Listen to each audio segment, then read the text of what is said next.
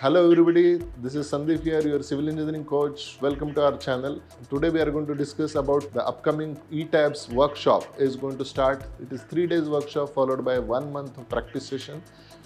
In the 3 days, there are so many people will ask that within 3 days how do I learn actually. So I'll tell you very honestly, within 3 days you will learn the modeling techniques, you will learn the analysis techniques, you will learn the stability checks, you will learn the design checks, as well as how the complex projects can be imported inside the ETABS model, and you can easily generate it and you can analyze and check the results.